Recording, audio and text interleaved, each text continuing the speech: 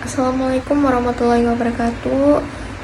Saya Dina Jembal Lestri dengan NIM 64232233, kelas 64 5B26. Di sini saya akan mempresentasikan hasil mini skripsi saya, yaitu yang berjudul Gaya Kepemimpinan dan Budaya Organisasi terhadap Employee Engagement pada PT XYZ.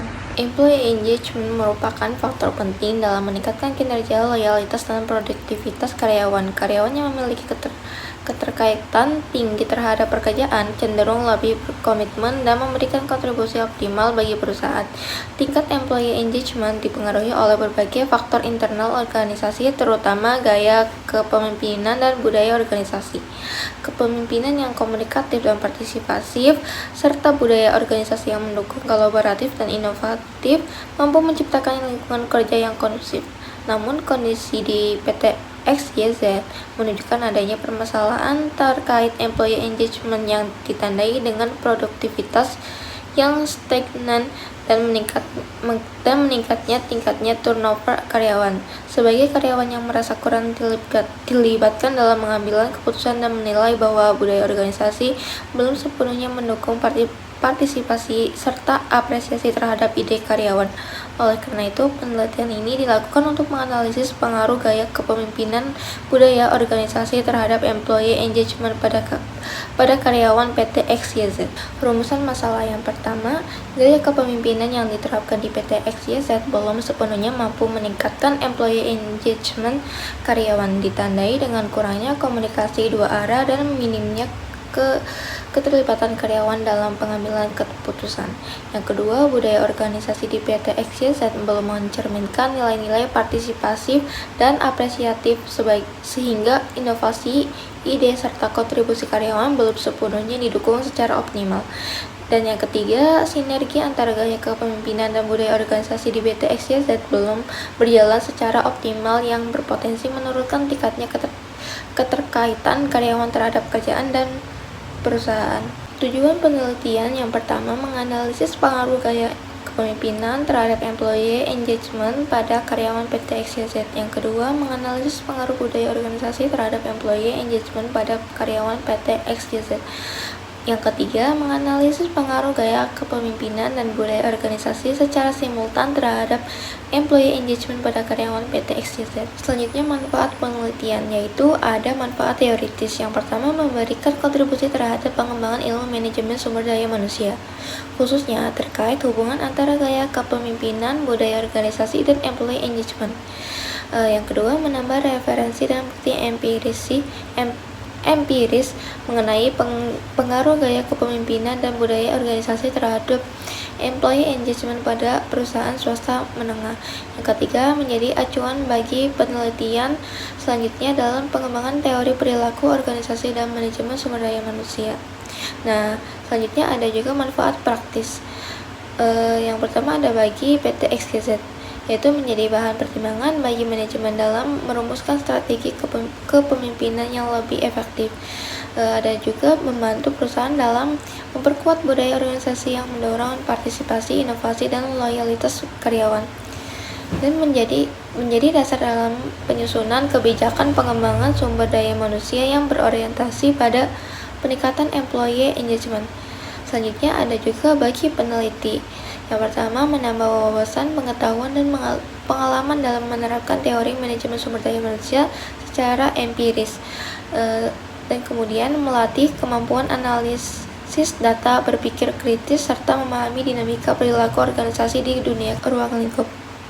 Yang pertama, asumsi penelitian, yaitu yang pertama, responden memberikan jawaban secara jujur dan objektif sesuai kondisi nyata. Pada variabel gaya kepemimpinan, budaya organisasi, dan employee engagement dapat diukur secara kuantitatif melalui kuesioner, dan hubungan antara variabel bersifat linear dan dapat dianalisis secara statistik. Kondisi organisasi selama penelitian dianggap relatif stabil. Selanjutnya yang kedua, objek dan waktu penelitian, yaitu objek penelitian adalah karyawan PT XYZ. PT XYZ merupakan perusahaan swasta menengah di bidang manufaktur komponen industri. Penelitian dilaksanakan pada periode Februari sampai dengan Mei 2025. Populasi dan sampel penelitian ini seluruh karyawan PT XYZ. Sampel penelitian sebanyak 35 responden.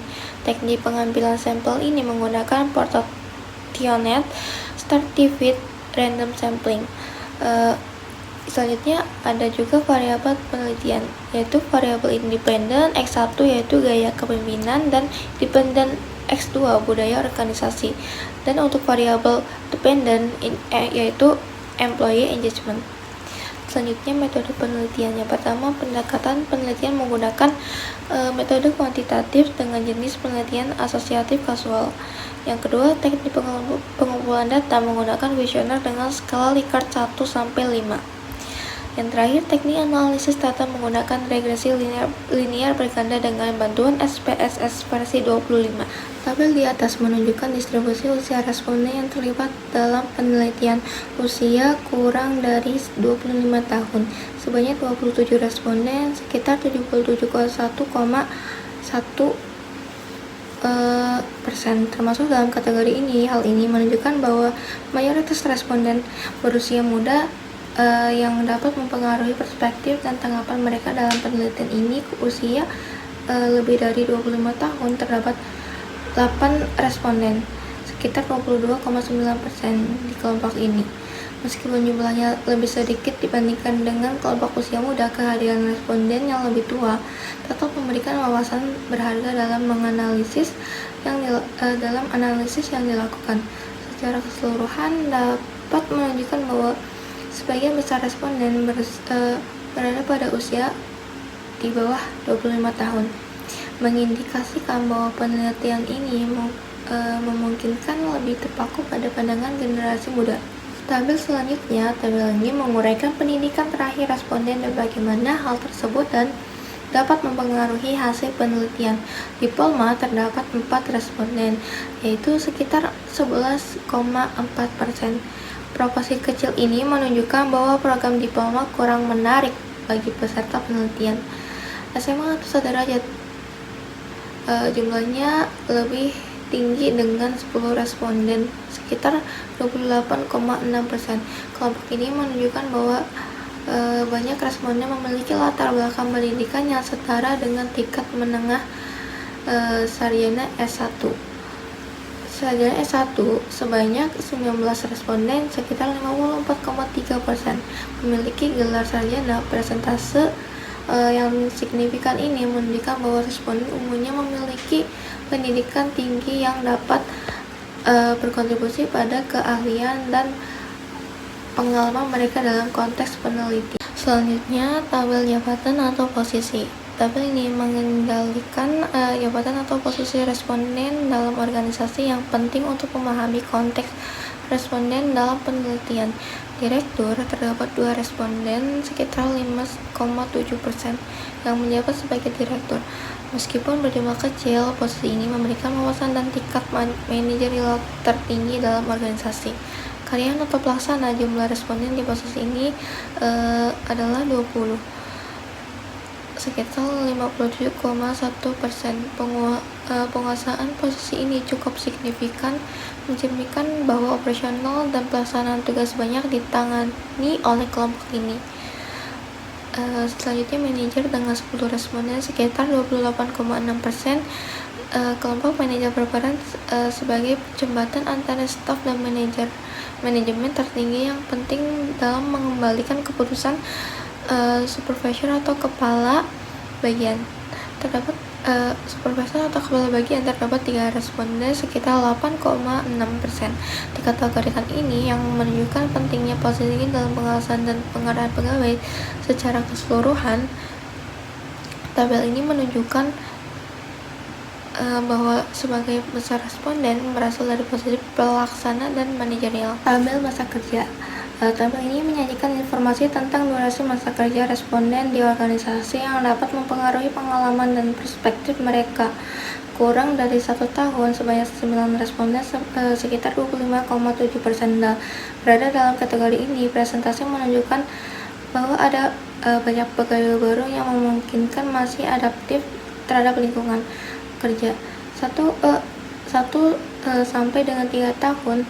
Jumlah responden dalam kategori ini adalah 14, sekitar 40,0%. Kelompok ini dapat diharapkan memiliki pengetahuan yang lebih baik tentang proses dan budaya organisasi. Lebih dari 3 tahun terdapat 10 responden, sekitar 58,6%, dengan masa kerja lebih dari 3 tahun. Ini menunjukkan bahwa organisasi memiliki staf yang cukup berpengalaman yang dapat memberikan sudut pandang mendalam dalam penelitian. Secara keseluruhan, data tentang masa kerja ini menunjukkan distribusi yang seimbang antara pegawai baru dan yang berpengalaman, yang sangat relevan dan dalam konteks analisis kerja dan kepuasan kerja. Pada uji validitas, nilai yang digunakan sebagai pembanding adalah nilai R-tabel pada taraf signifikan 5%, yaitu 0,05, dengan jumlah responden 35 diperoleh nilai R-tabel sebesar 0,333.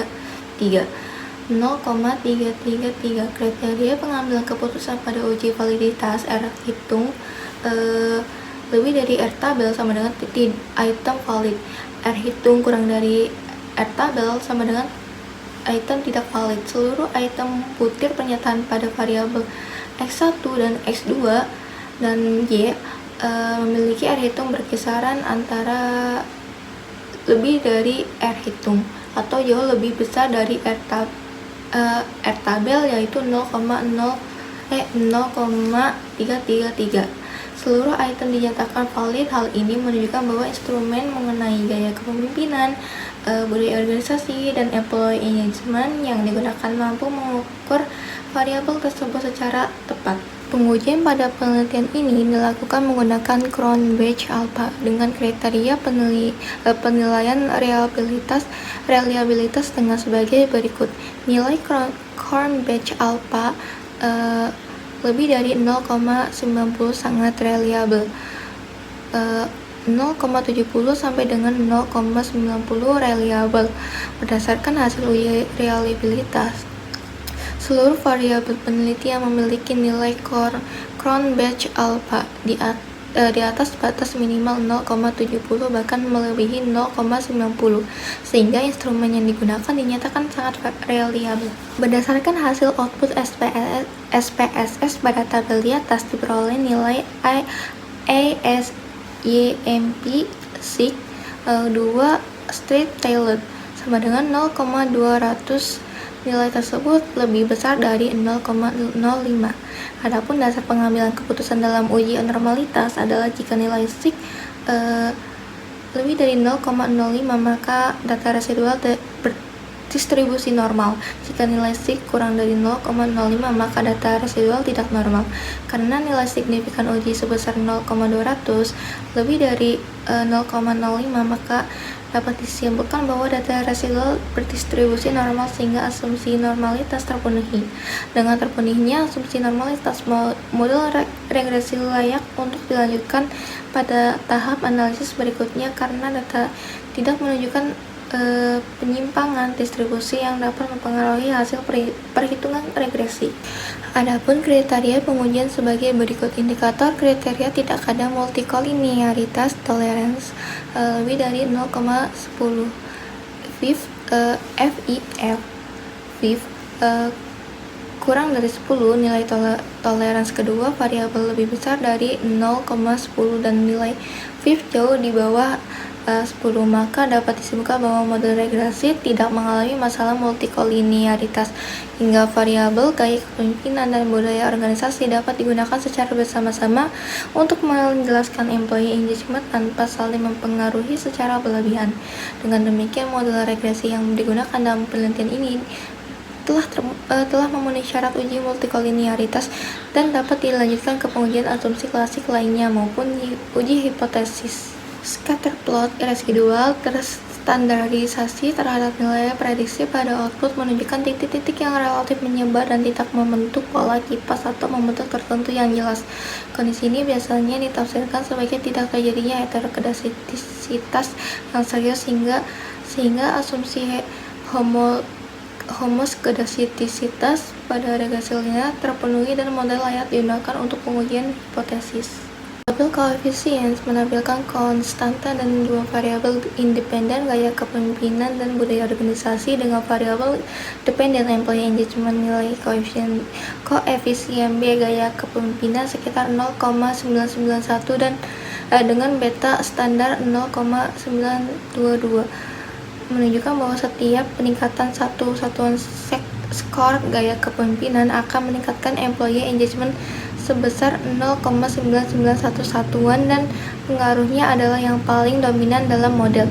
Koefisien budaya organisasi sekitar 0,007 dengan beta negatif sangat kecil sekitar strip 0,006 menunjukkan pengaruh yang sangat lemah dan cenderung tidak berarti terhadap perubahan employee engagement. Pada uji parsial, nilai T untuk gaya kepemimpinan sangat besar sekitar 8,8 dengan nilai signifikan 0,000 kurang dari 0,05. Artinya secara parsial gaya kepemimpinan berpengaruh positif dan signifikan terhadap employee engagement, dan sehingga hipotesis bahwa gaya kepemimpinan berpengaruh terhadap employee engagement diterima. Sebaliknya, nilai T untuk budaya organisasi sekitar minus 0,059 dengan signifikansi 0,954, lebih dari 0,05, sehingga secara parsial budaya organisasi tidak berpengaruh signifikan terhadap employee engagement dan hipotesisnya ditolak. Tabel ANOVA menunjukkan nilai F hitung sekitar 85,136 dengan signifikansi 0,000 sekitar kurang dari 0,05. Hal ini berarti secara simultan gaya kepemimpinan dan budaya organisasi bersama-sama memiliki pengaruh yang signifikan terhadap employee engagement pada PT XYZ, sehingga model regresi berganda yang dibentuk layak digunakan untuk prediksi dan pengujian. Model summary menunjukkan nilai R sebesar 0,918 yang menggambarkan korelasi sangat kuat antara gabungan variabel gaya kepemimpinan dan budaya organisasi dengan employee engagement. Nilai R square 0,842 berarti sekitar 84,2%. Variasi employee engagement dapat dijelaskan oleh kedua variabel independen dengan model, sedangkan sisanya 15,8% dijelaskan faktor lain di luar model. Nilai Durbin-Wasson sekitar 1,745 berada dekat angka 2 yang umumnya diinterpretasikan tidak ada masalah serius autokorelasi residual sehingga asumsi independent error terpenuhi. Selanjutnya, implikasi penelitian. Yang pertama, perusahaan perlu memperkuat gaya kepemimpinan yang komunikatif dan partisipatif. Yang kedua, budaya organisasi harus diarahkan pada peningkatan kolaborasi, inovasi, dan apresiasi karyawan. Yang ketiga, hasil penelitian dapat dijadikan dasar pengambilan keputusan dalam pengelolaan sumber daya manusia. Yang terakhir, memberikan kontribusi empiris bagi pengembangan ilmu manajemen sumber daya manusia. Selanjutnya, ada keterbatasan penelitian. Yang pertama, penelitian hanya dilakukan pada satu perusahaan, yaitu PT XYZ. Yang kedua, jumlah responden terbatas sehingga hasil penelitian belum dapat digeneralisasi secara luas. Yang ketiga, variabel yang diteliti hanya terbatas pada gaya kepemimpinan dan budaya organisasi. Yang terakhir, data diperoleh melalui kuesioner sehingga sangat bergantung pada kejujuran responden. Selanjutnya ada kesimpulan. Gaya kepemimpinan berpengaruh positif dan signifikan terhadap employee engagement pada karyawan PT XYZ. Selanjutnya, budaya organisasi berpengaruh positif dan signifikan terhadap employee engagement karyawan PT XYZ. Dan gaya kepemimpinan dan budaya organisasi secara simultan berpengaruh signifikan terhadap employee engagement. Selanjutnya ada saran. Yang pertama, saran bagi perusahaan, yaitu menerapkan gaya kepemimpinan yang lebih partisipatif dan komunikatif, dan memperkuat budaya organisasi yang mendukung inovasi dan keterlibatan karyawan. Dan selanjutnya, saran bagi peneliti selanjutnya yaitu menambahkan variabel lain seperti motivasi kerja, kepuasan kerja, atau komitmen organisasi, memperluas objek penelitian agar hasil dapat digeneralisasi. Sekian, terima kasih. Kurang lebihnya mohon maaf. Wassalamualaikum warahmatullahi wabarakatuh.